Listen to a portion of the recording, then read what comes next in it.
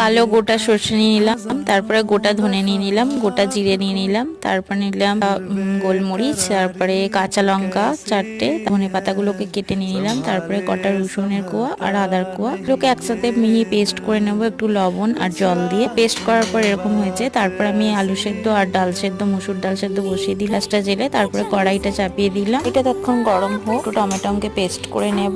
পাঁচটা নিয়ে নিয়েছি, যতটুকু করবে ততটুকু পরিমাণে মশলাগুলো বাটবে। তেল গরম হয়ে গেলে ফোড়নে দিয়ে দেবো কাশ্মীরি লঙ্কা, হলুদ গুঁড়ো 4টে, এলানি মশলাটা কষতে দিয়ে দিয়েছি, পরে একটু চিনি দিয়ে দিলাম। এখানে দেওয়ার পর টমেটো পেস্টটা দিয়ে দিলাম, তারপর ধনেপাতাগুলো ধুয়ে নিয়ে কেটে দেবো। একটা কাঁচা লঙ্কা কেটে নিয়েছি, একটা চামচ কাশ্মীরি লঙ্কা দিয়েছিলাম, তারপরে আর 1 চামচ কাশ্মীরি লঙ্কা দিয়ে দেবো। তারপরে এটা কষতে কষতে যখন মশলা তেলটা ছেড়ে দেবে, সামান্য একটু জল দিয়ে তারপরে মাছগুলো তুলে দেবো। নাড়াচাড়া করে নেওয়ার পর ফুটেলে তারপরে একটা কাঁচা লঙ্কা, একটু ধনেপাতা, একটু গরম মশলা দিয়ে নাবিয়ে নেবো। গরম গরম ভাতের সাথে রুই মাছের